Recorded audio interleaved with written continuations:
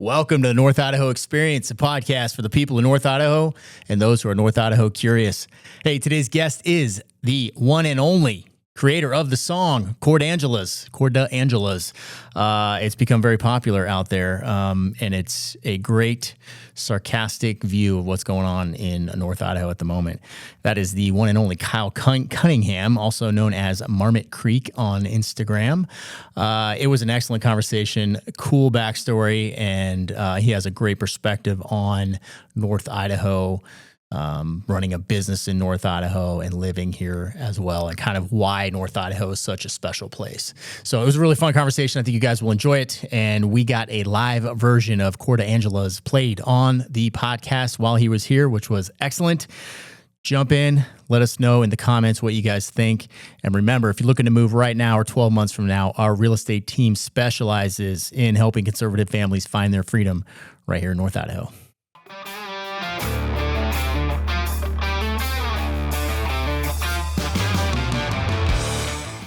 All right, Kyle Cunningham on Instagram as Marmot Creek. That's right. Yeah. Welcome to the show, man. Thank you, guys. Very good to have you. I found you on Instagram. You were downtown singing some songs that were hilarious and sarcastic and wonderful. Pissing people off. And that's what Marmots do. I'm like, we need to get him on the show.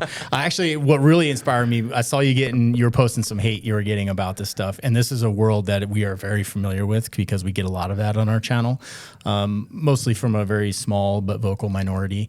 And I was like, man, I know that feeling. Like, let's talk about it. The thing is with hate, right, is that there's a small percentage of people that I will take critiques from. And those people are musicians that I am very fond of, my dad, my wife.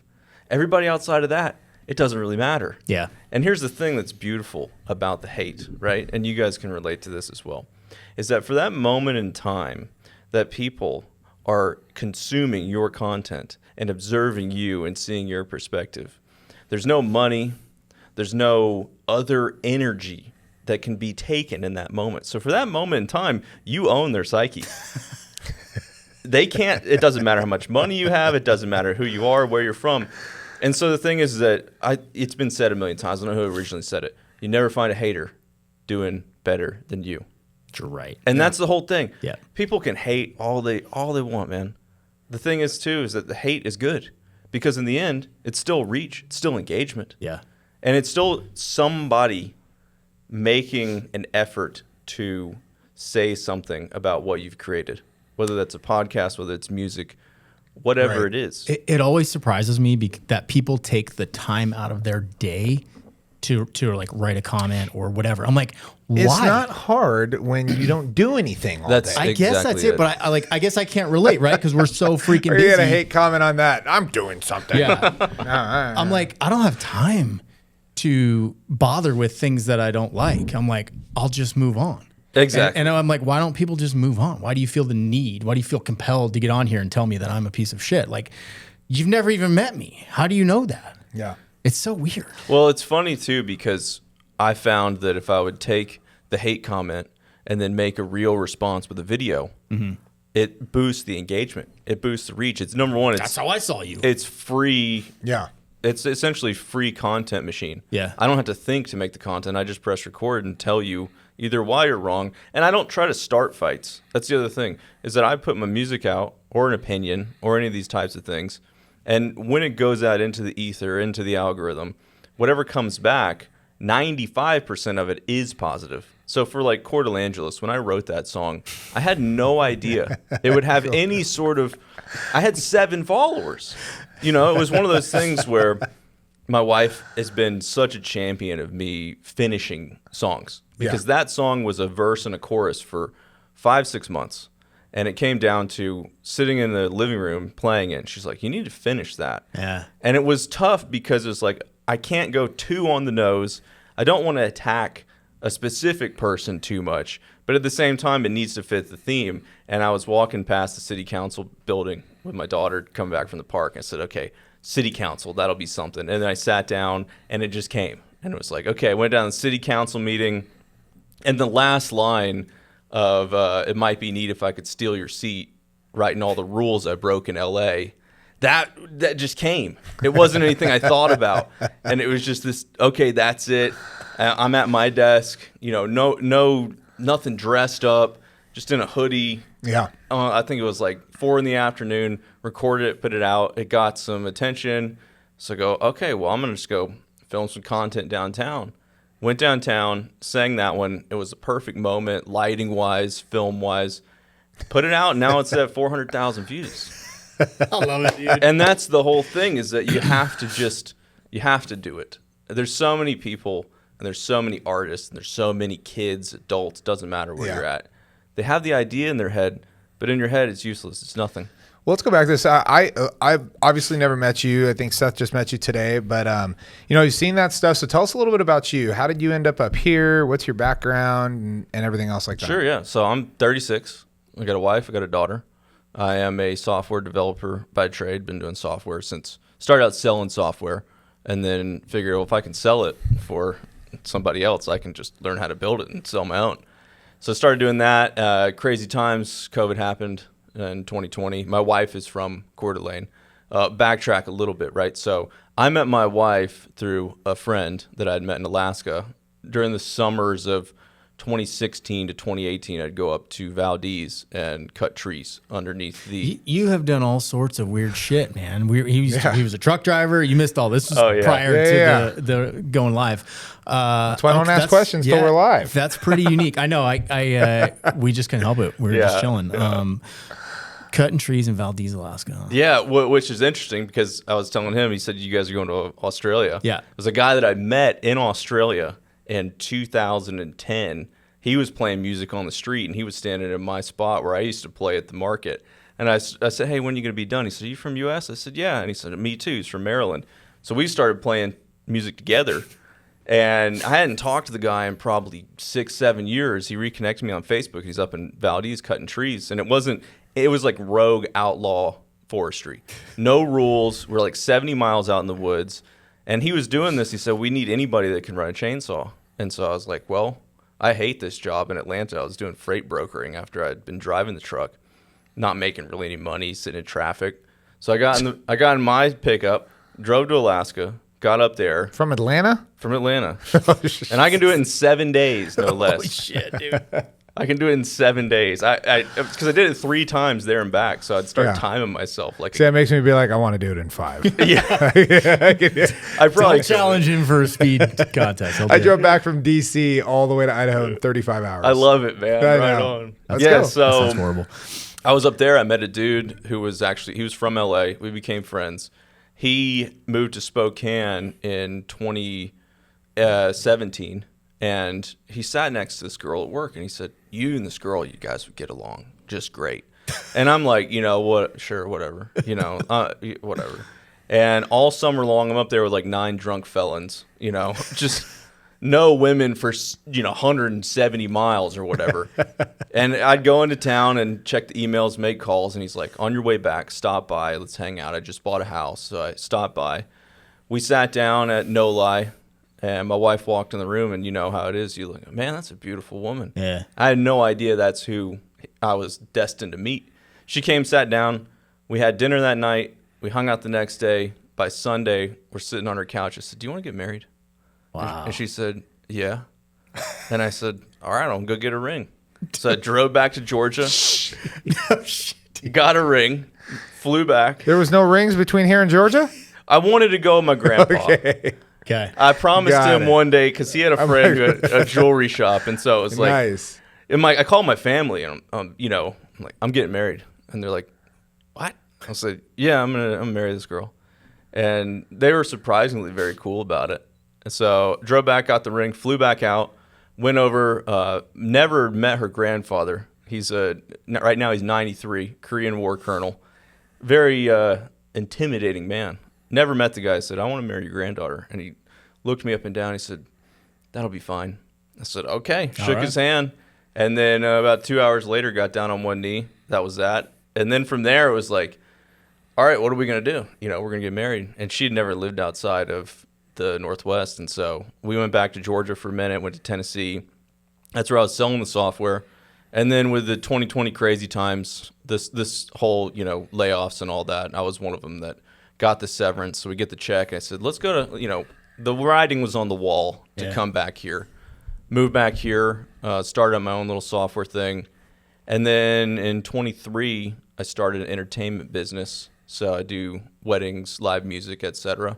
Nice. And now I live in downtown Coeur d'Alene. Got a 2.5-year-old. It is a dream.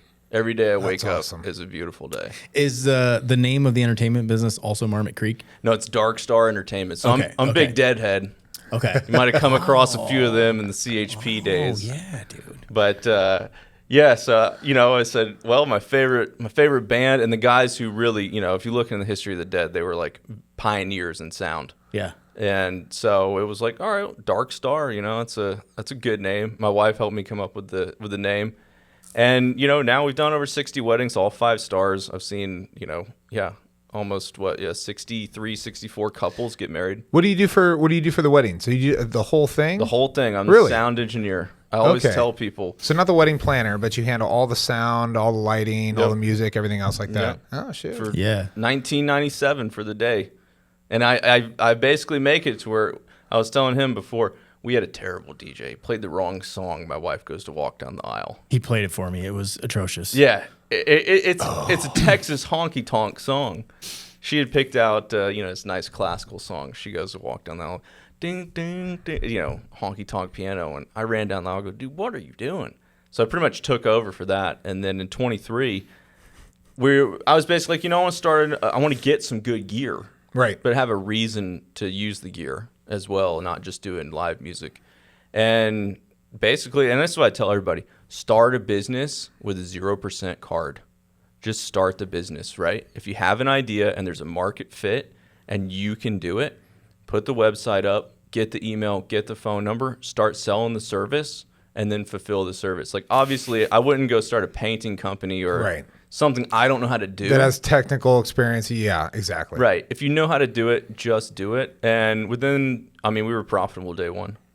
So, and that was. I think a lot of people struggle with that. They have this idea that they'll hang on to for years. Like, I'm going to do this thing. And then they never can push past that resistance and make it happen. So that's there's a lot of that in this world. And it sucks because we're like, we gamble with our lives, right? When we just sit back. I talk about it all the time, and we need to do a podcast on the pension trap, by the way. We really do. I got to get a guy up here. I got a guy, Paul Paulson. I want to bring him up. Yeah. But, we get sold a safety net with a lot of things, right? You go to college, you get the job, you go, you build the retirement, you retire, you're taken care of, all the stuff. And it doesn't work that way. Even in law enforcement and fire, I feel so bad. I bring this up all the time, but I had a captain that retired in 2012, and I remember hearing when he retired, 30 years, right? Full retirement, everything else. Got basically the highest retirement that you could get at that time. And now, he sits at home. He's like, dude, I'm on a fixed income. I have to actually go work to be able, like the whole. And so there, people just get in that comfortable position. Are like, well, I'm getting paid. This will take care of me. This will do it. And it sucks because usually they don't want to do that one thing forever. I feel pretty overjoyed that I was able to be in law enforcement, in the fire department, now doing real estate. Like I used to look at the people and I used to idolize people that would do one thing for 30 years, because that's the way it was. And like, how do you do that? I think there's greatness in that. You got the guy that was the freaking, what are the shoe fixer guys called? What is that? Cobbler. Yeah. There's a guy up here that's a cobbler. It's freaking amazing. Oh yeah. And he's been doing it for like 50 years. And I'm like, I'm super impressed by that. But at the same time, the world's so different now to take that chance to be able to say, I'm going to start the business. Yep. We'll see what happens. You may never be rich. You may never have all the stuff that you want, but honestly, it fulfills a lot, and it makes you struggle and learn through all those things. It's fulfilling to be able to do that. Well, there's also something to be said, the concept of rich. Like, obviously, money's part of that. Right. But, like I said, my day rate's $2,000. And so I take half down, and I'm booking for 26 already. It's non-refundable, so it's revenue that gets booked. It's not going back once they book the date. Even if they decide to cancel, that's revenue in. And then the other half comes 2 weeks prior. So we have a rolling revenue schedule. And that, I mean, like I was telling, I'm pretty open with, if you've seen on the Instagram, I'm basically right now, I'm doing it's called Fat, Stupid, and Broke, right? I saw your Fat, Stupid, I've been enjoying it. And I'm trying to basically, part of that is like you're saying with hate is like, how do you dissolve the hate? Well, it's like, okay, all these things that you think of me, I'm just going to say, yeah, I accept that about myself. And that's maybe stuff that needs to change, right? And if I'm choosing to be on social media, because you don't have to do it. You could delete the account and disappear, and nobody would care. It wouldn't change a thing. Right. But if you're going to do it, let's take it to the top level. And saying, hey, on a bad month, we're doing 10K a month. On a great month, we're doing 20K a month. To work 1 day a week, and to basically do something that outside of the labor of setting it up, all the skill and the value comes from reading the room, knowing how to talk to people, knowing how to move an event forward. Right. And so there's so many people I see out there that I'm just like, dude, you are amazing. And you could do this, guys or girls. Dude, it's a skill, man. I got to let people know about you too. So I've done quite a few weddings up here. I think I've done 7 different weddings. Just did one recently. Marrying people. Oh, yeah. Right not what you do, Yeah. right? Officiating weddings. And I've done a bunch of them and I love them. And everybody's always like, how much should we pay you? I'm like, nah, dude, free food's it. Like, I'm good. Like, but, I've been to some of these weddings where I've had to literally go over to the DJ and be like, you are jacking this up. Yeah. I need you to stop. Yeah, it's a nightmare. Yeah. Yes. And it really can make or break. What I tell people is you're paying for a memory, right? And the whole thing I was saying to him, we had a bad DJ, bad, terrible guy. I ended up basically taking it over. At your wedding? Yeah. Me too. Yeah. And it sucks. I talk to so many people that go through that. And my whole thing is that it is a transaction that is not physical. You're not going to walk away with something other than a memory. And so you're putting your trust into me. Mm-hmm. And I've had all these couples that have put their trust into me. And to be able to finish the night and to say, okay, we got all 5 stars on Google. We got handshakes. We got people that I do this one thing. I love it. At the end of every wedding, what we do, whether it's Sweet Caroline or Piano Man or one of these songs, I tell everybody, I say, if you're still here, which you're still here, everybody come to the dance floor. You're not going to be, you don't have to dance, but I get everybody in a big circle. They put their arms around each other and I hit play, and they sing all together because I say, this is going to happen one time in your life, one time right here. We get everybody out there, and that's how we finish the night, and it's such an emotional response that people never forget, and that's the true value of it. That's super cool. That is very cool. Have you ever done one at Settlers Creek? I actually just booked a Settlers Creek Dude, yesterday. that place is phenomenal. Which one? Oh, Discovery Fire. Yeah. That is cool. Yeah. That's a cool place. I haven't been there for a wedding, but on Thursday nights in the summertime, they do something called Discovery Fire. Oh, cool. And they fire up a bunch of their barbecue pits. They have killer food. It's like $65 a head. Get there early. Yes. Because if they run out of tri-tip, Oh, Dave's never going to let it go. That's all I do is eat tri-tip, and they ran out at like 6:30 last time I'm there, and I'm like, Not good, man. No, not good. But so $65 a head, all you can eat. Cornbread, chili, street tacos, I don't even know, like ribs, tri-tip, watermelon, everything. And it's so freaking good. And then Tons of sausages. the venue is like, I don't even know, man. When I picture the most beautiful scene in North Idaho, it's right there. As the sun is setting, you're standing up on this grassy knoll by the gazebo, and they have live music down there. You can see the old barns, the old silos. It really is. They set it phenomenal. up. Seth's right. It is one of the most beautiful places in Idaho. The only thing it's missing is water, but truthfully, I mean, it's got everything. It's got everything that you need. It's amazing. Have you been there yet? I have not. Okay, No, yeah. so you're gonna remember this. The bathrooms are the coolest shit I've ever seen. Oh, yeah? They're in the silos. Oh, right on. But they're like legit, very nicely done. A circular bathroom in the bottom of a silo. Friggin'. It's awesome. All right. Yeah. All right. Yeah, Yeah. the only one that rivals it is Shooters, where you can look through the window and you can stare at people while you're peeing. That's pretty cool. We were just there the other day. We took the boat down. That's in Rockford Bay. And you told me this, and I had never been in there. And I go into the bathroom and I start peeing. Immediately, some woman comes up to the mirror, face to face with me. She can't see me, right? But I'm like, and she's fixing her hair, and I'm like, she's a foot away from my face. And I'm like, God damn, this is awkward, dude. I'm like, I couldn't even look her in the eye. I know you can't see me. I would have looked her in the eye. Like, the fuck? What is happening? You know what? I wanted to pay somebody to walk up there and do that, fix their hair, and then just look down and look at them, then walk off and just have it. I would have been like, holy shit. How do you know? All right. Well, if you're ever in Scottsdale, you guys go down Scottsdale. I've been down there. Okay, so if you're ever back there, the bathroom at the aquarium, the front wall is plexiglass for the great white shark tank. So that's really cool. It's Wow. pretty sick. Yeah. Yeah, That is pretty cool. Yeah, that's my number one bathroom I've ever seen. Freaking badass, dude. That is so cool. Yeah. Great white, just looking at your little worm dangling out there. Like, no. Well, that's neat, man, that you do all that stuff, because you know what? Like I said, one of the biggest hearts that we have is for small business up here. Mm-hmm.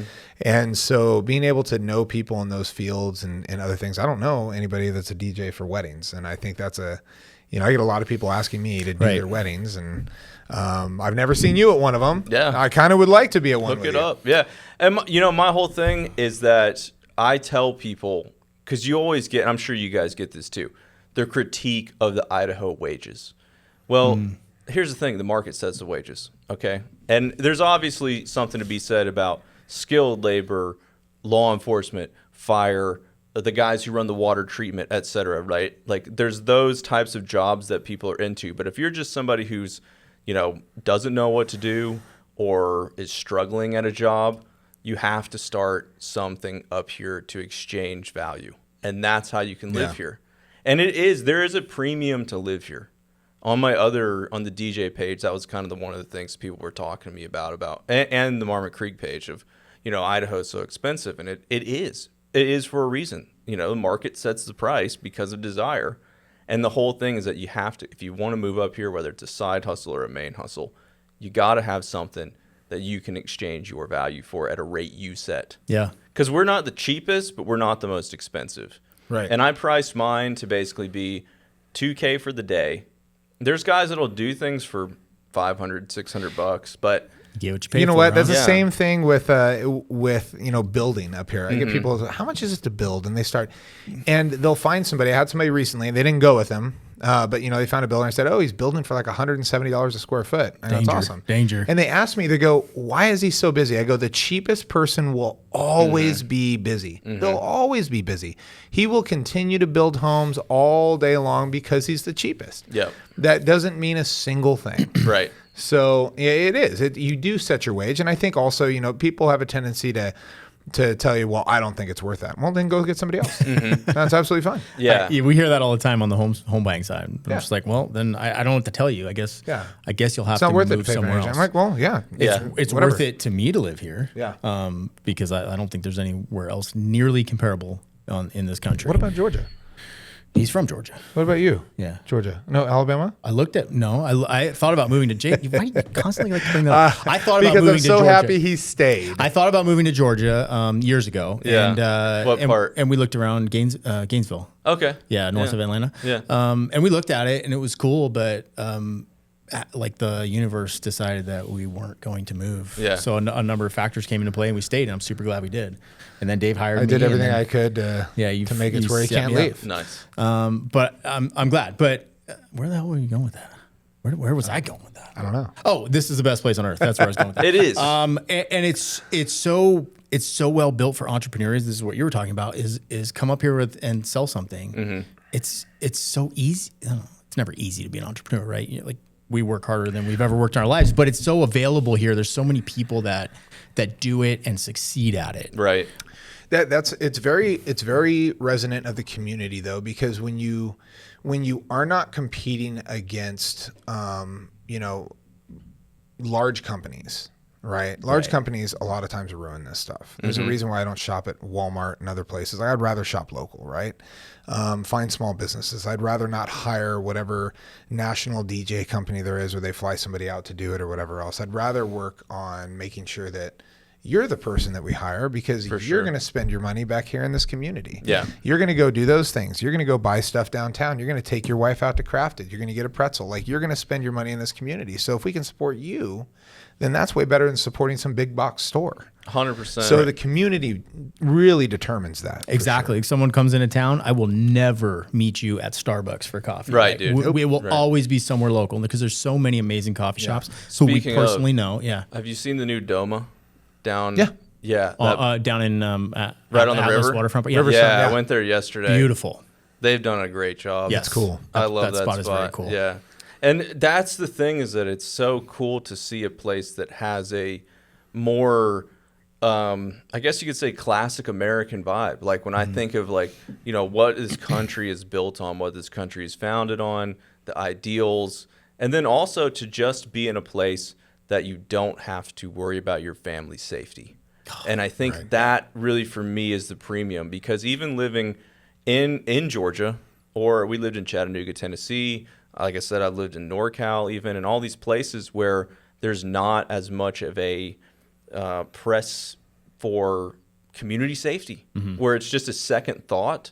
It's a place that I can never leave now because I am so comfortable here. And I think that's the big draw. Like, the beauty is one thing, the community is one thing, but the safety to know that my wife can go to Pilgrims and not be accosted, you know. I don't have to carry everywhere I go. Yeah, Right. And that's the thing. And the number one indicator for that, besides my own experience, is that a lot of our clients are former first responders, tons of retired cops. They, without fail, come up here, you know, first visit or whatever, spend a couple days. They're like, dude, I feel so relaxed. Like, for guys like that who have spent a whole career dealing with shit, to come up here and recognize it in the community, that's a big deal. And I think that's why so many of them move up here, is because they experience that and they're like, I can live here. Well, and I will say too, the Kootenai County Sheriffs and the CDA Police and North Idaho and Idaho State Police, you get to live where I have never once felt hassled. You know, I generally follow the law in every regard. You know, I'm not much of a speeder or whatever.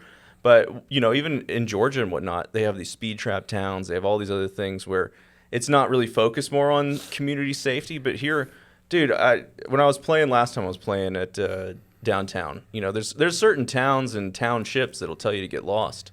And I had one of the local CDA police guys come up, and I was like, oh, okay, he's going to tell me to get lost. And he's like, we love you, man. And I was like, dude, that's so cool. That's cool. You know? You know what? When I was in law enforcement, when I was told that I had to get rid of somebody or move somebody along or whatever else, a lot of times it was like, oh man, you know, it sucks. You know who they do hassle? It's people that commit crime. And that's what's up. If you commit crime in Coeur d'Alene or in Kootenai County, they'll fight you left and right. They will. I mean, I tell a story about going down and finding the guy that was, you know, I was pissed because we had received 30 calls that day for somebody panhandling. Okay. And I'm like, it's clear. I go, all right, this is stupid.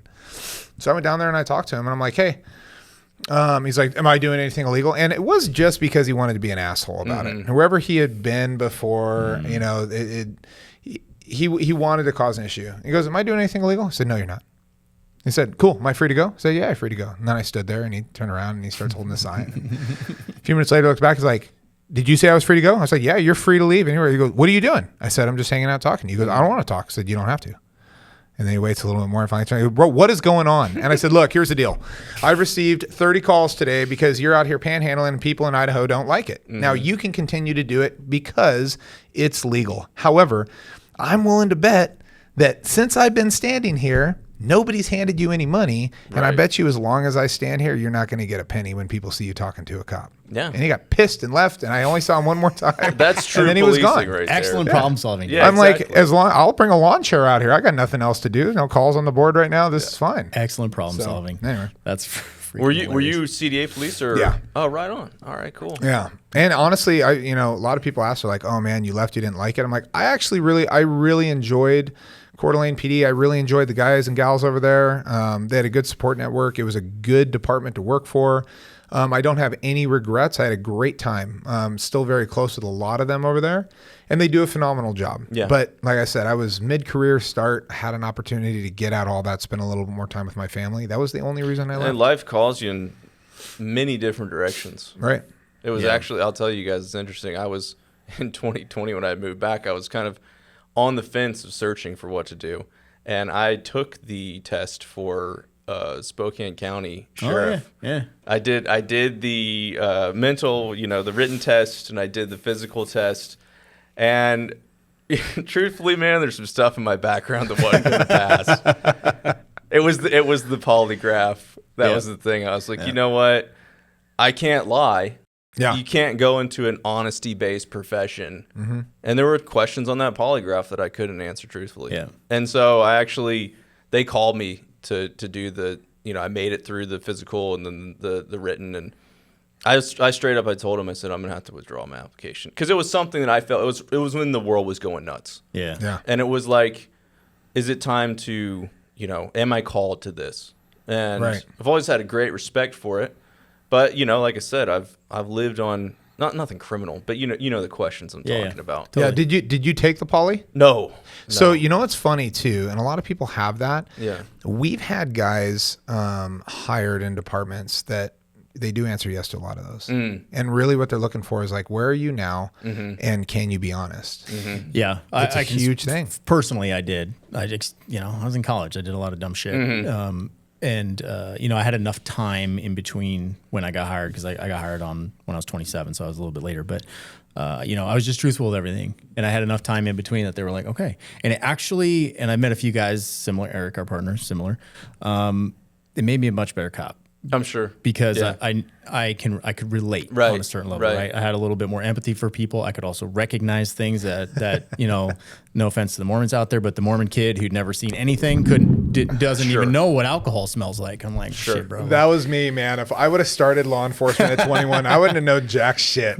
Like, honest to God, even when I was up here, I'm like talking to guys and they're like, oh yeah, that was my meth. I'm like, dude, tell me about this. Like, where do you get it? Like, how do you use it? Right. Like, how much is it? Like, I was literally going to drug school and I was making arrests because I'm like, I don't know jack crap about this. Like, let me know. So, and that's true. You have a background, you understand those things. Yeah, it made me better for sure. Speaking of the crime thing, I always find this funny. Occasionally we'll get comments on our YouTube or our social media of like, oh, the cops in North Idaho are such fucking assholes. They're harassing the shit out of me. And this exactly comes back to what you said. Yeah, because you're committing crime. Well, shit. and the whole thing with the society is order. Yeah. And if you have no order, all you have is chaos. And if you look across 30 miles down the road, it's nothing but chaos. Isn't that crazy? Because there's no consequences. Yeah. And the things that are allowed, and I'm open with people. It's like, people are like, oh, you can't smoke weed in Idaho. And it's like, well, no, you can't. But part of that is that if you give too much, the next thing you know, Fort Sherman Park is just overwhelmed. Yes. And there's an order to this place that people respect, and especially having children and all these things. You got to draw a hard line. I've had this conversation with a lot of people about, like, I don't personally give a shit about marijuana. Yes, For me, it's really the same as alcohol, but I also recognize that as that becomes legal, other things follow and things go down. So here's the thing too. When people talk about that, oh, let's legalize marijuana, everything else, I'm like, hold on. Do you like what is happening here versus over in Spokane? Well, it's not just marijuana. No, just answer the question. Do you like it better over here than what it is over there? Yes or no? The answer 99% of the time is yes. Yeah. And for the no's, we'll stay over there. Yeah. Yep. But if it's working, whatever it is, I'm not saying it's just marijuana. I'm saying whatever is happening over here politically, law enforcement wise, everything else, educationally, if it's working, why are we going to change it? Why are we going to step in now and say, you know what? Let's be lax on this. Let's allow these things. Why? It's try a that broken thing. window theory. Oh, That's 100%, yeah. What's that? Basically, like, if there's one broken window in an old factory, that the next one that breaks is just as important or as least important. So what ends up happening is that in 1 year, the entire abandoned factory is just a pile of bricks. No. So there's if you let one little thing slide, then the next thing slides. And I think that's the thing, is like, you could draw a direct line between saying, okay, over here you have legalized consumption of this substance and essentially quasi-legalized consumption of far more dangerous substances that can literally kill people. And, the whole thing is, too, is that it's one of those things that people complain to me or saying, well, that's fascism or that's, against human blah, blah, blah. And it's like, you can live in a place and you can maybe disagree with the law that's written on the book, but you're not ever going to find somewhere in the entire planet that is just exactly perfect for how you see the world. And you know what? It's mostly people that are not living here that are complaining about how it is here. And that's what's crazy to me. Yeah. Like, you're living in the shithole that you want to, and then you're complaining about us, Right. or how we have our laws. And you know what? That's a great thing about America. It is. The states do retain a lot of rights.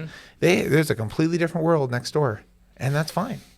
That's the whole thing. I know. You get to pick where you live. Yeah. Right. Really, ultimately. What do you get a lot of pushback from like locals? I bet you have, and that's why some of these songs have come out. Interestingly, yes and no. I think the interesting thing about Coeur d'Alene, which I'll play it for you guys here shortly. Cool. So if anyone hasn't heard it, the interesting Live? Yeah. Yes. You brought the guitar. I love it. Yes. Yeah. The interesting thing is 98%. I think, and I haven't looked recently. I mean, it was over 5,000 comments, 400,000 views. Like, it definitely got, and it's funny because my wife laughs, like, getting recognized at Pilgrims and down at the park and, oh, hey, what's up? I love that. And that's really cool for me because I didn't know that it was going to resonate with people so much. But a lot of the pushback has really, you ask, where are you? Okay, well, you're in Seattle, or you're here, or you're there. And the whole point of the song is it's like, oh, well, you don't like rich people. And it's like, quite on the contrary. I think you should make as much money as you possibly can. It's not about rich people. It's not about people who have nice houses. It's about people that come here and they don't want to be a part of the community, but they want to change it and bend it to their will. And that's the whole core ethos of the song. Is that, hey, move here from California, move here from Illinois, move here from Florida, wherever you want to move here from. But understand that if you move here, and your first thing that you come into is to try and change it to where you came from, which you were running from, but you're doing it in some way that is to make yourself feel better. Yep. Or fake empathy or any of these things. Yeah, people are going to have a problem with that. Yeah. Like when I moved here, my wife's family's been here for 5 generations. They came over from Minnesota in the late 1800s. Her grandfather's 94. He's still with us. I've seen the photos. I've heard the stories. The dude was 16, joined the Army. He had a pocket watch, and now over the 94 years he's been alive, was able to make his mark in this town. And that's what I hope to be able to do, is to essentially leave a legacy here to basically say, for my daughter, we're going to leave this place great, if not better than it was, because the entirety of the world and the culture is trying to change us, whatever that may be. And it's crazy too to me, because when you say, I like it here, I like the way it is, the attacks that come are so superficial and ridiculous. So bad. Oh, I like it here. Well, you're a racist. Yeah, that's the one I hear all the time. I'm like, okay.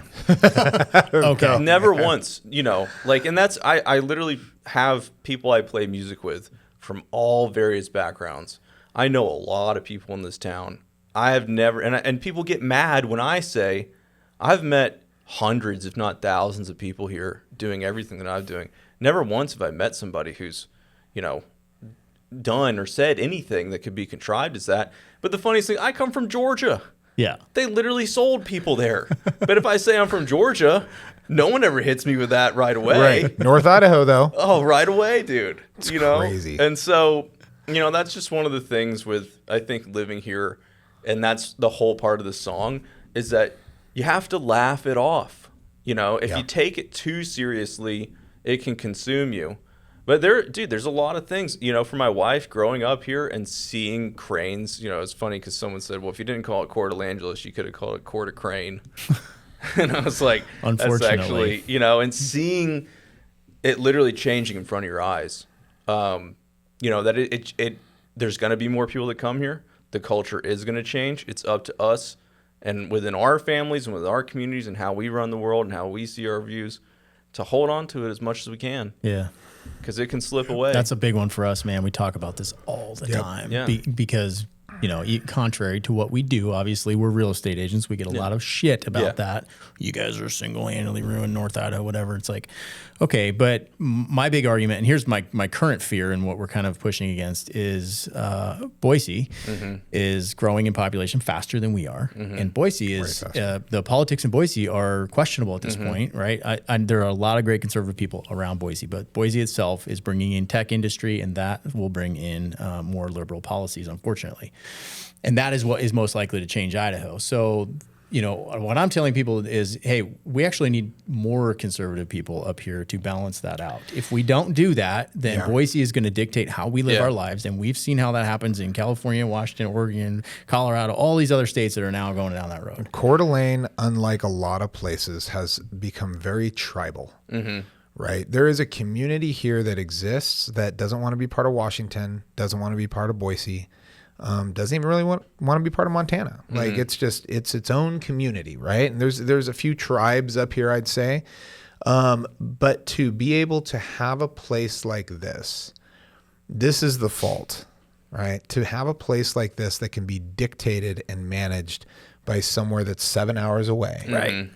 You don't know us. Not just a federal something that needs to be done for all Americans, right? But to actually have somebody down there making policies that's going to affect us up here and then try to enforce that, that's difficult. Well, the biggest problem I see with it is that a lot of times what happens with those policies is that it's like, I have no problem with how people choose to live their life. Sure. Consenting adults, et cetera. And you got to preface that when you say these things, because otherwise the entire mob's going to come for you. You're a homophobe. But the flag thing that's going on down there right now is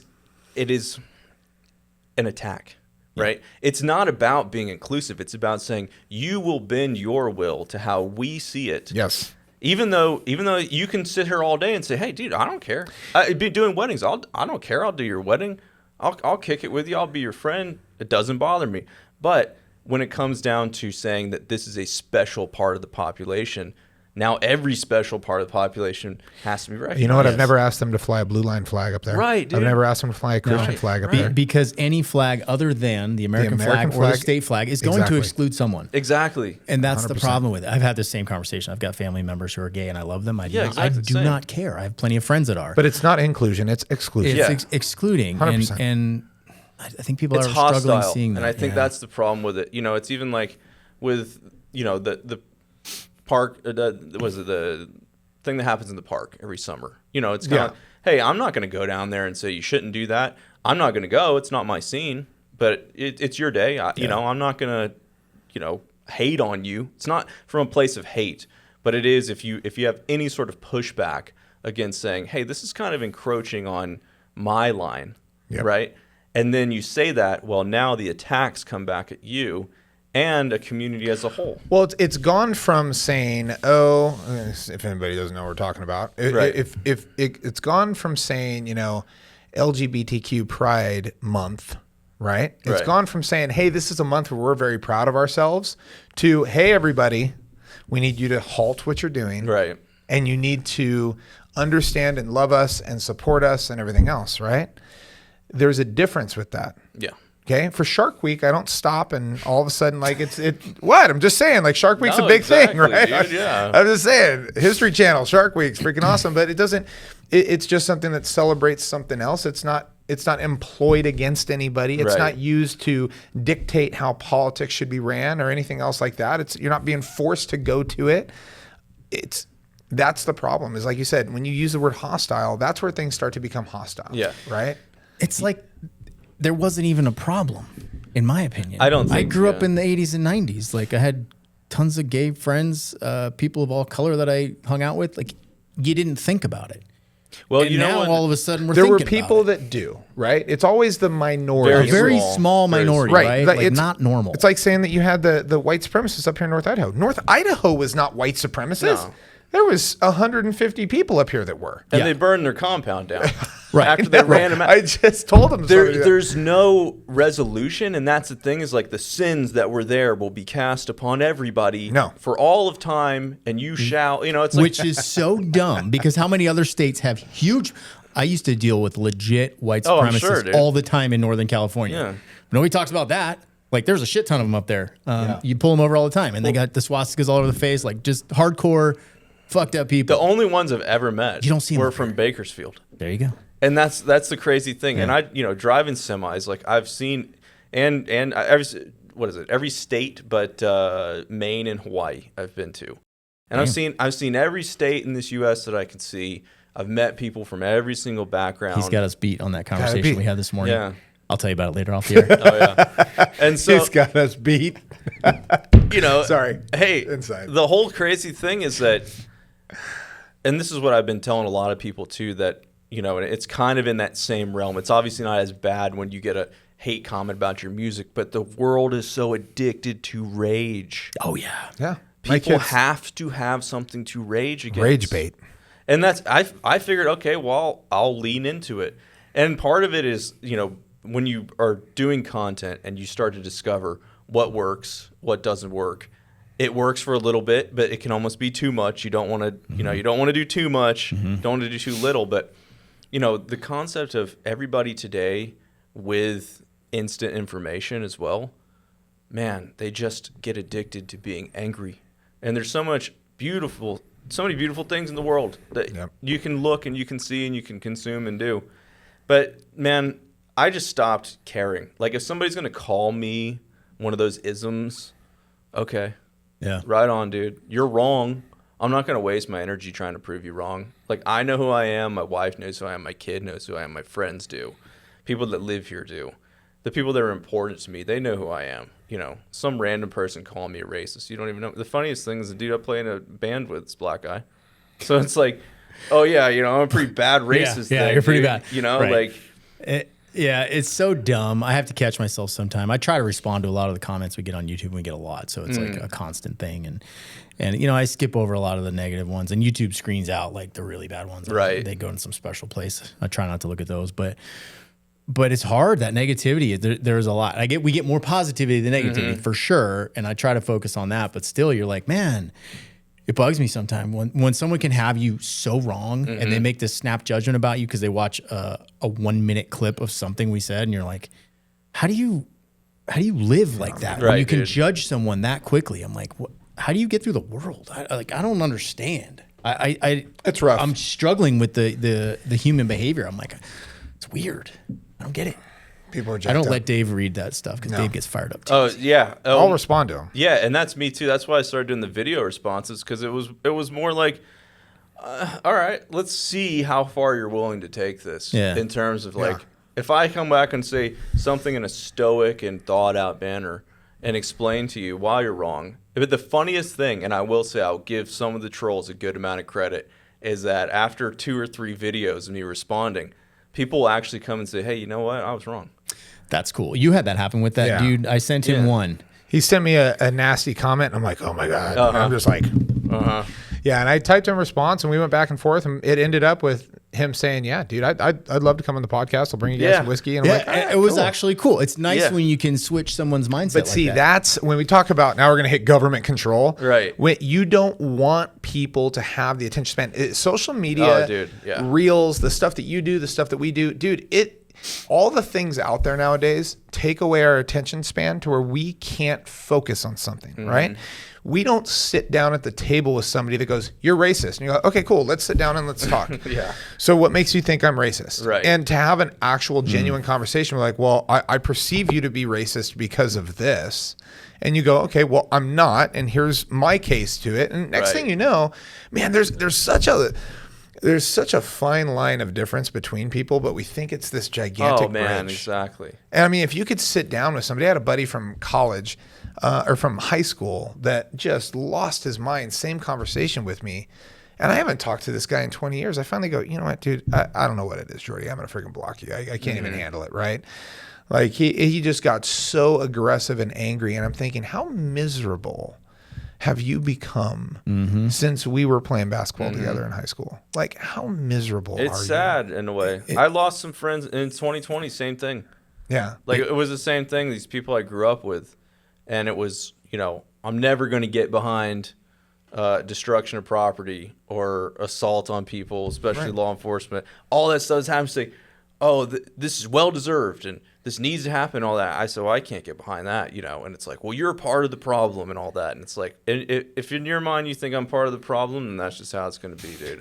It sucks when people are so close-minded. There is common ground to be had. I recently had some drinks with a guy. He followed us on YouTube. He's very liberal. He lives over in Spokane, and he hit me up and was like, hey, let's get a drink. And I was like, okay, I think this guy's going to try to kill me. But so I came strapped, I'll be honest. And we actually had a very reasonable conversation for like an hour and a half. yeah, we don't see eye to eye at all on most things, but there was some common ground. But it showed like, hey, cool, he's willing to reach out to me and explore this and have conversations. That's that was a huge. phenomenal person, dude. Exactly, Right. dude. Like people need to do more of that. And that's what I say is like, and being on camera, I will kick it with anybody. I will sit down and hang out.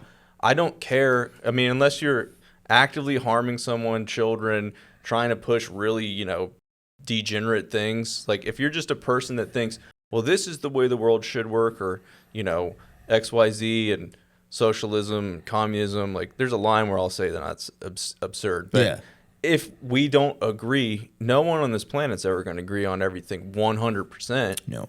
And I think truthfully what is the end goal of it all is like you were saying, is it ends up being more control. If you have an angry populace, if you have people that are perpetually angry, that is the number one emotion that will take over everything and stop you from being productive, stop you from changing yourself, and you get comfortable in being angry. Yes. Yeah. And if you're comfortable in being angry, and this can go even deeper, but the angrier you are, the more pharmaceuticals they can put you on. 100%. So It is so true, and it's so funny to me that everybody in these blue states are so angry, anger, bro. and I don't feel very angry. I feel very unangry all the time. man. I'm very It's happy. crazy to me that people want to live in their own misery. And a lot of them have been brainwashed to think that, conservatives are super angry and hate everything. And it's like, I don't hate anything. No, like, dude. I literally don't hate anything. I'm like, But other than it's crazy, like things, you said, when somebody can sit down and take. My mom's very liberal, and my mom and I have a great relationship. Yeah. Like when she came up here, she was a lot more vocal. Now she's kind of toned it down. yeah. But like my mom and I we have a great relationship, but we also talk about some very hard things, and I give her my opinion. I'm very stubborn with some stuff, and she is too, and that's fine. But we have the conversation. It's like, all right, I love you. Yeah. And you're good, right? So, yeah. I also come from a liberal family, and the same thing. We don't really talk about politics. My mom and I kind of butt heads, but. And that's the best way to do it sometimes. Sometimes you got to just do that. And like, hey, I love you, Mom, but we're just not going to talk about that. With my in-laws, and they're amazing people, awesome people for who they are, their heart and their soul, what they've done for the world, what they've contributed, nothing but respect for them. But knowing that we're on different opinions about how things should be run, the crazy thing is that after these last 5 years, the convergence of, understanding that, wait, maybe these guys have a point. And the thing is, I'll concede, the idea of there's some things on their side that I'm for. Yeah. Obviously the healthcare system in this country needs a big reform. Sure. In terms of wages, I feel like that a lot of people in the young generation are so keen to jump to socialism when there is a problem with wages and there's a problem with making a good living and there's a housing and all this stuff. But the answers that, in my mind, would solve that problem are more conservative in terms of saying you get more people in trades that can then build the houses. Yeah, we're Right? creating a compliant society, right? We go to college, and then what happens? Most people don't even get a job. Yeah, dude. They go back and live with their saddled own with debt. debt, just crazy debt, and Right. it's freaking terrible. My son just bought his first car, and he saved like crazy. We matched his money. He saved Nice. up a ton of money, and he ended up buying a Dodge Charger. And he came to me because he still actually doesn't own it. He still owes me $4,000. And I said, you can't even turn it on until you pay me that $4,000. Well, that's a That good is dad what it right is, there, right? though. Yeah. I'm like, I did it with my daughter too. She didn't have enough money, but she was close. And I said, cool, I'll buy it. So I bought it. And then I said, you don't a good even motivator. turn it on until you get your stuff done. But anyways, he asked me, it's already ingrained in his head. He asked me, he goes, Dad, hey, so I almost have enough money for this other one. He goes, would you mind if I made payments? I said, no, you're not going to make payments. You're going to make payments the rest of your life. Yeah. And you're going to be in debt the rest of your life because that's pretty much how society is set up. Yeah. You're not going to be able to afford cash, all the things that you want. I said, but you're not going to start your first purchase before you become an adult by owing somebody else money. You're just It's gonna do it. not a good feeling. Yeah, you get what you get when you have the money for it. Well, and I guarantee you the first time that kid cranks that car on will be probably one of the greatest feelings of his life. Dude. Been waiting. And that's what fathers are for. Yeah. That's the whole point. My mom and dad was the same way. I grew up in Georgia and Florida, and my dad was from Florida. My mom's from Georgia. And I grew up with and people say strict, right? But strict is, it was loving. We didn't have, it wasn't, this harsh thing, but yeah, same deal. If you want something, you have to go get it. And we're willing to help, like the match, same thing with me. That was the same thing with me. And that was the idea. I actually worked in like a county clerk courthouse thing after school doing spreadsheets. And nice. Dude, it was crazy. I was making 20 an hour at 16. Oh, damn. I know, Wow. right? I thought I was hot. Crazy. Dude. Damn. Well, it was because my mom, my mom was like, it started out as a volunteer thing. Right. They had a program, it was like a teen court diversion. So kids that got busted with a little pot or shoplifting. And so I started working with them, and they're like, you've risen up and we have this opening here. And it was like 20 an hour. I mean, it's 2008, which was like. That's really good. Yeah, dude. And yeah, same thing. And it was like, my mom was the one that was like, you need to go and start doing the volunteering, because the volunteering was what got, at the time, I didn't finish college. When I got there, I wasn't really pleased with the slow pace of it. Especially because I just finished U.S. history in high school, and now I'm having to sit here and do U.S. history. It was like Groundhog's Day. And so my thing, and that's kind of how I got into doing all these crazy jobs, was because at 19, I just said, it was like, oh, I'm going to go back. But I left, and I flew out to San Francisco with a guitar, and I started hitchhiking 101. And basically started doing that until I came back to Florida, because obviously after like 2 months of sleeping in parks and doing all those things, is crazy, terrified. Started working at a convenience store, and then that little bug starts creeping your head, and I thought, well, what if I went and did the same thing in Australia?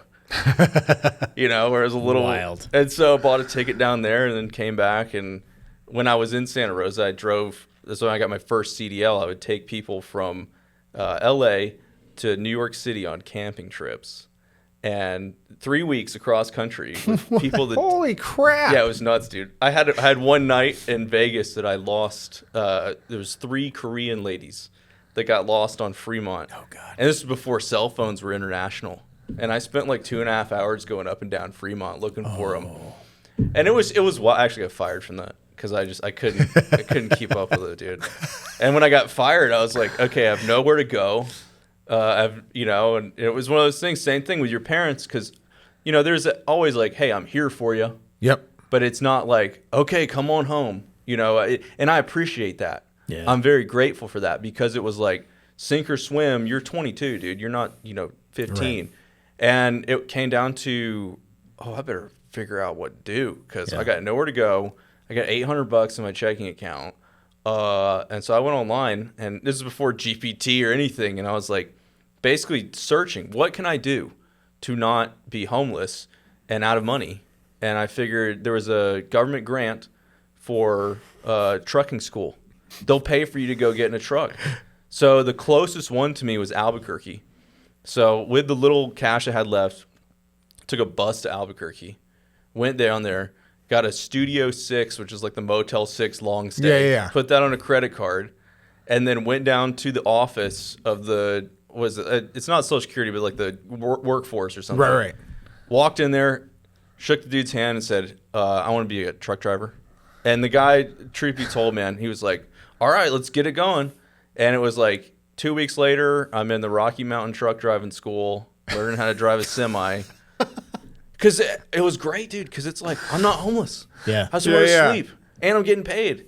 And it's not a hard job. I mean, it's a hard job, but it's not a hard, Right. It's a lot of hours. It's a lot of hours. Hard thing that you're doing, right? It was one of those things like, this is going to get me out of that hole. Right? What do you think? What's the trait? Because I was just having this conversation with my wife. Like, there's people that, will never make it. And then there's people that will always make it, no matter where you put them, right?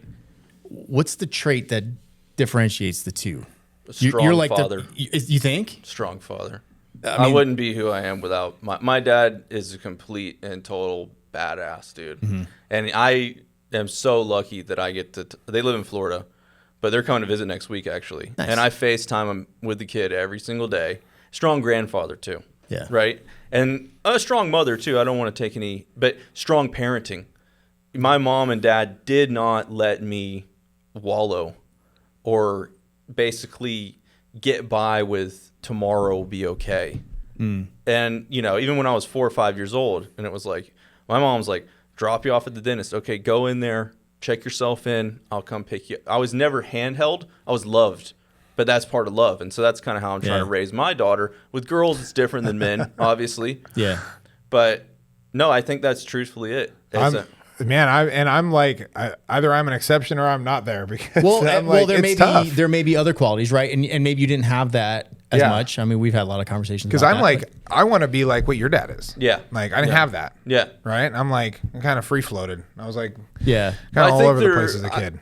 And I think still I've met plenty of people that didn't have lots of friends that either had my wife, her dad wasn't around and she's very strong, and so I think there's a blend. There's like almost opposite end. There's like a spot in the middle. Yeah. Right. Like you have that really strong father. Like I was the other end where it's kind of like I do it on my own. My daughter brought home tickets the other day. She's got to sell 15 tickets for her volleyball team. They're $10 a piece. She handed them to my wife because Renee was going to take them to the brokerage. And I go, what the hell?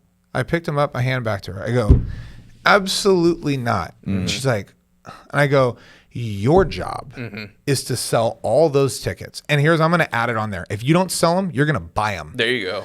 I'm like, when I was in school, if I wanted to play a sport, I had to sell that stuff. And you know what? Nobody helped me. I had to go around and just beg for money and be like, hey, will you buy this gift card for Del Taco? It gives you, 50% off a burrito, like whatever it was. And I told her, I was like, that's you. That's your job to go and do that. It's not mom and dad. Well, and I will on that piggybacking to say that my dad's father left this world when he was 19. Wow. And so one of the things that my dad didn't have growing up as an adult was that, which, it's tragic to have somebody pass before their time. But, I watched my dad was in finance and he was commission only from when I was in kindergarten. And basically, if he didn't sell, it wasn't happening. And that seeing him rise to that. And so what he did, he's a brilliant man. He was a financial manager, and he would go and stand out, and I would go with him. He would go stand outside of spring training venues or basketball stadiums, and he would look in the paper and see, oh, this guy just signed with, the A's or the Braves for $40 million, and he's 19. He's going to have no clue on how to spend his money or manage it. And he would literally wait for the dude to come outside, hand him the card, and say, let me manage your money for you so you don't go broke. And so I watched him basically make his own. Yeah, dude. I was there. Like, I met so many which is funny because I was always a music guy. Yeah. I was not my dad's like, he was a baseball star and all this, played college ball. I couldn't play baseball for nothing, dude. And it was an interesting thing growing up because I could play guitar from when I was like 11 years old. And he, was never musical. Yeah. So we're vastly different in that regard. But in terms of the nobody's going to do it for you kind of aspect. Right. And that's what I think tie it back all into North Idaho. That's what really it is here, is that a lot of people realize like, hey, nobody's going to do it for you. And if you want something, you got to get it done. And with you guys selling homes, I mean, I don't know what your average, sale for, whether it's single family or lake homes or whatever, but the people that reach those goals to be able to get that, I think a lot of times on the outside looking outside of North Idaho, people think, oh, well, they had it easy, or it was a trust fund, or it was dad's money or something. And people don't realize, like, making money is really hard until it's not. Mm-hmm. Yeah. And then all the skills and all the struggle and all the stuff, you don't see that. You don't No, that's the Batman theory that I talk about all the time. We've become a society that we watch a movie. Yeah. Like my kids, they'd want to be a superhero when they were younger. All of a sudden we'd watch Batman and my son's like, oh, I'm freaking, he gets all excited, watches Rocky, whatever else. You watch for 2 hours somebody go from being homeless or nothing to being this superhero. Yeah. In 2 hours. Yeah. And you watch a cool fight scene that's 2 minutes and 30 seconds with a cool song. Right. And then you go out and you try to replicate it. Mm-hmm. And you work for 2 minutes and 30 seconds and you go, this is bullshit. I'm not Batman. And that's literally what people do, especially kids nowadays. And you're like, bro, what you didn't see, just that film alone took 2.5, 3 years to do. Like, and the theory of what he had to do over 10 years in time to become that person that's badass. Right. You are not willing to do. Well, same for the music, which, I mean, I'll I'll play it for you real quick. Yeah. 'Cause the idea is to write that song, it's in its essence, it's 4 chords, 5 chords, 2 verses and a chorus. But there's 23 years, 24, 25, however many years of not just knowing where your hands go, but how to craft that song. Right. And the thing is that I haven't really made any money off the song, but it's not about that. It might be the springboard that gets me to good streaming numbers, or that gets me to a bigger stage, which already has happened. I've been getting booked from that, which is awesome. But even just the success of having people say, hey, this is cool. I resonate with this. The biggest thing for me is that, like, the most valuable thing is that someone took the time to share it with someone else. And I think that's kind of how it took off. When someone says, hey, someone else I know needs to see this.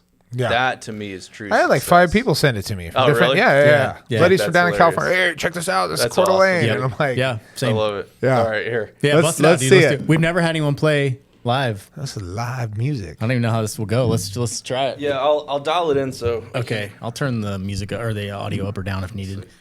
I gotta get right here. About right there. Aim about right there.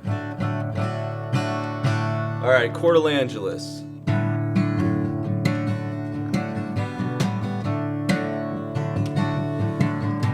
I got me a house for just $2 million on the corner up of Sherman and 8th. I don't mind a Zips neon sign, cause hell, at least I can see the lake. I sold the condo in Redondo, bought a matte black Bronco and a boat I ain't learned how to tow. Cause that old golden bear, she done lost all her hair, so we're moving it up to Idaho, to Coeur d'Alene. Sit back and watch the show. Well, we came in with the cash, bought it all up and tore them roots out nice and slow.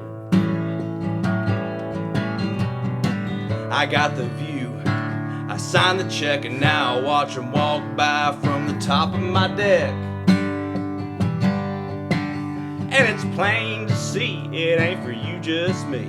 Cause buddy, you didn't invest in tech. I went down to the city council meeting with a paper and a pen in my hand. I stood in the line, I waited my turn, and then I walked up and said to the man, well, sir, I don't need to meddle or get in the middle, but your code's 20 years delayed. And so it might be neat if I could steal your seat, writing all the rules I broke in L.A. Coeur d'Alene, sit back and watch the show and see them tear it all down, turn it all around and rip them roots out nice and slow. I bought the seat, I signed the check, and now you gotta have a permit just to stand on your deck.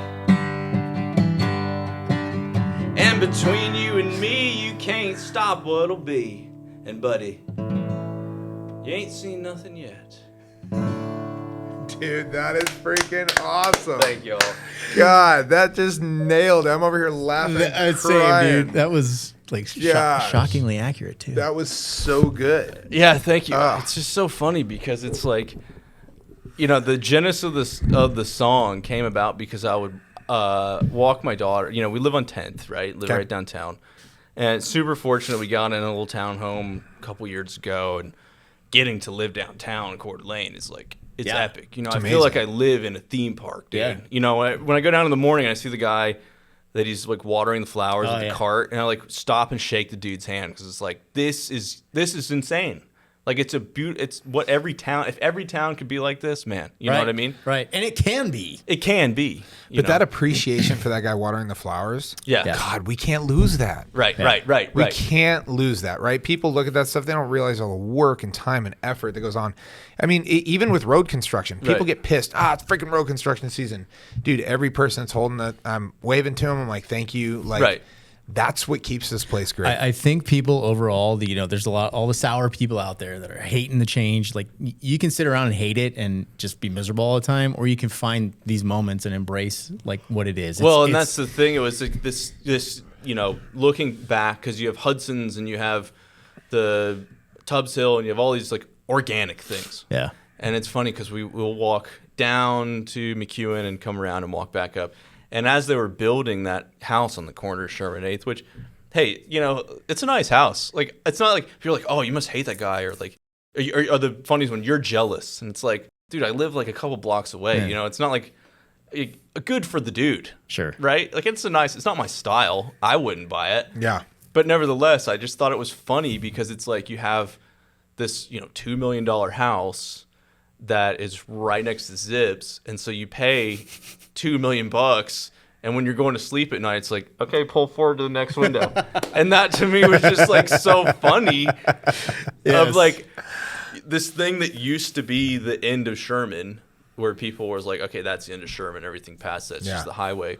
And it's that we have to smash in as much as we can. Right. Yeah. And there's nothing you can do about it except kind of laugh at it. And at the same time, a lot of people don't like it. Yeah. I will say, a lot of people that complain about stuff like that, if I were to ask them, like, what have you done? There's very little, right? They may not even vote. Right. And so that's why I think it's so critical if we want to preserve as long as possible. Yeah. North Idaho the way that it is. I think it comes down to those two things. I think it comes down to voting so that you're an active member of the community, and it comes down to supporting your local business. If you're going to go stay somewhere, some people are like, oh, I don't like Hagedon and everything. Well, you can say whatever you want, but they've helped develop this town to what it is. But I would rather stay at the resort than I would stay at the new Marriott. Yeah, dude, exactly. You know what I mean? Like, let those big businesses not be welcome here. I'm just being honest. Well, and I will say about too, what really, really matters, what truthfully really matters in the mark of a community, after what happened on Canfield, seeing, like, not only were my family, me, my wife, and my child, we walked down to 4th and we were there, and to see the community that came out, and dude, there wasn't a dry eye there when those trucks made that turn at 4th, and to know that the people that live here, this is what matters to them. It's not about money. It's not about status. It's not about prestige. It's about the fact that we all live together. We have to get along. We have a great, great community with the first responders and people that do have to make sacrifices in their day-to-day, not just because of what they do, but because of how expensive it is to live here. They choose to stay here. They choose to keep fighting. They choose to do all this. We had a thing, and I felt called to on the first day that happened. I said, there's not much I can do. I'm literally an entertainer, but what I can do is we can put on a benefit. And from day one, I put the call out, and not even 10 days later, we were at the North Idaho Museum, had 5 local musicians. The Museum of North Idaho gave up the space. We had probably 200-300 people came out. We raised I think it was like $5,000 at the end. That's awesome. And that's really, all of the negatives that are happening, look deeper and to see the type of people that are here and what's in their hearts and what's in their minds. Yep. And that it is all based in positivity. It's all based in positivity. And if you go to other places, bigger cities, etc., it's not. Yeah. It's not as much. And that's for me, if I wasn't married and I didn't have a kid, I don't know if I would be here. It's not a great town for a single guy in that regard. But to be married and have a family, there is no better place on earth. And you've been all over. So I've been all over, dude. And that is one thing. It's like, for people that want to raise a family and be able to live in a world where they feel like what they're putting into it. I feel like when you live here, what you put in is what you get out. Yeah. I don't feel taken advantage of in that regard. That's exactly right. Like if you're putting a bunch of negativity in, that's what you're going to take out of it. But in our experience, I mean, like, life just keeps getting better. Like for me, I'm sure it's the same for you, but like every day life keeps getting better. And I'm like, man, And I this don't is I don't awesome. feel taken advantage of as a business owner. The 6% state tax, it's like, oh well, Washington has no state tax. Okay, well, what are you trading for that? Yeah. But I don't feel squeezed. I don't feel taken advantage of. I don't feel like there's, briefly tried to run a small business in California back then, and the amount of paperwork just to set up a tent, just to do a market, and on top of that, to pay a 25% tax on top of that, Right. et cetera. Like everything, like Idaho's given more to me than I've given to it. Yeah. Truthfully. Sure. And freaking awesome. look at the services we get up here. Yeah, sometimes the roads suck, but not all of them for sure. Yeah. But our public safety is fucking amazing. Yeah. They Like do that's a what great we job. get. We get that back. We get to live in a really safe place. Yeah. And that's priceless Yeah, to me. exactly. I'd pay anything for that. Dude, you've been pretty awesome. How can people find you? Once again, Instagram. Yeah. So Instagram for music, it's at Marmot Creek, Got it. and that's on TikTok as well. If you're looking to, And how did you come up with Marmot? by the so way? yeah, it's a good it's a good story. So a couple months ago, I had been playing music under my name for a while, and my full name's Kyle Cunningham, and so Mont is my dad's godfather, and they're old Alabama. It's just an old Alabama name, and I use that name, but the whole it's like very trendy now to have like the three name country music singing guy. Yeah. And part of that having I started playing country music, like I said, 20 years ago, and now this whole country thing is very popular, and I almost felt like, I don't know, man, maybe like the trend is here, but I don't want to be a part of the trend anymore. So I've been using my name, stopped doing that, and I left the garage door open for like a couple hours while I was doing some stuff, and I thought I was a squirrel, but this marmot snuck in the garage, and I got the bag of corn to feed the turkeys because the kid loves to feed the turkeys, and this little creature got in that corn, and I couldn't. I was like, okay, come on, get on out of here. But he had actually gone into the drywall and made a hole about that big. Oh, and there's insulation everywhere, and I'm like, oh my gosh, I Move can't. it in. I'm not shooing this thing out. And there was one day I'd left the garage open, and I was like watching across the street, and I was gonna close it real quick before he could get back in, and he came out and was like sitting there, and I'm like, click, and as soon as I clicked, he runs right back inside, dude. And so I got a trap out at the family property, put that in the garage with some berries in it, and set up the baby camera, the baby monitor, and I'm like watching this thing, and he's like sneaking in, getting closer to it. He gets in, trap closes, and he didn't freak out. He was surprisingly super chill.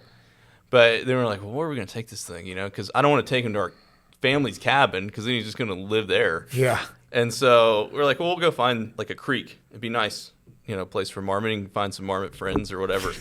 So we took 97 out, went out there, and I was like, okay, it's a great place. And so undo the trap, and he runs off and he scuttles up this creek. And then I've been trying to think of a band name, which is a tough thing to do. Yeah. Oh, yeah. You don't want something that's like super goofy, and I'd say something, my wife would be like, no, and I was like, okay, well, now he's living at Marmot Creek. And I was like, as soon as I said that, I was like, okay. And it's funny thinking, I asked her later, like 2 hours, like, what about Marmot Creek?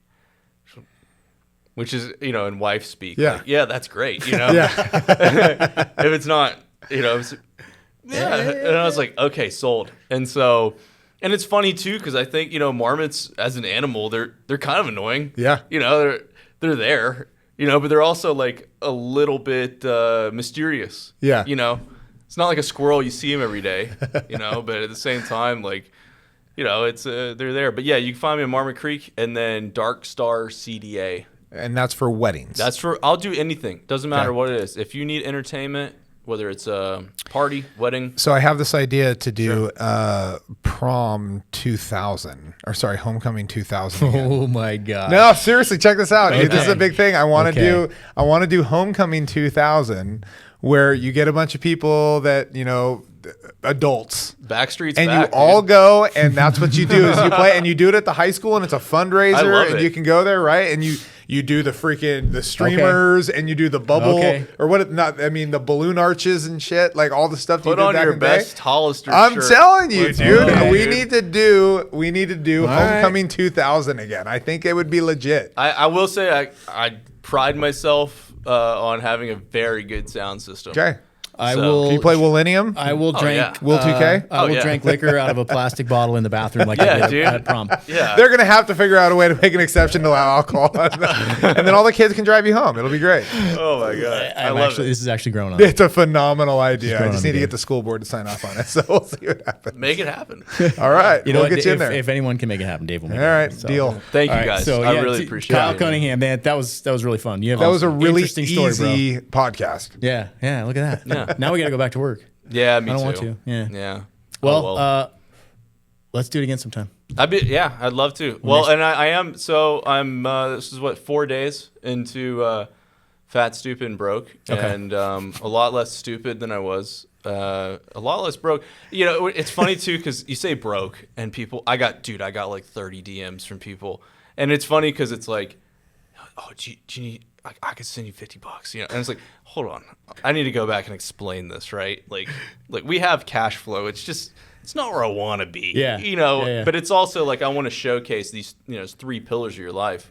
And so, yeah, we're doing that. So basically up until December. And that's one of the things is like I feel like with social media, we have a very resourceful way to showcase. Like if I can inspire somebody else who maybe is truthfully broke with like $10 in their account and, you know, 50 pounds overweight, like, look, if I can do it, I'm just a dude, right? If I can do it, you can do it. Yeah. You know, and that's like, I want to use this platform for positivity, you know? That's a great message, That's dude. what's up, you know? Yeah. So, Love thank you it, man. guys. Appreciate you, bro. Appreciate you, Kyle. You're an asset to the community. It's nice to know you're here.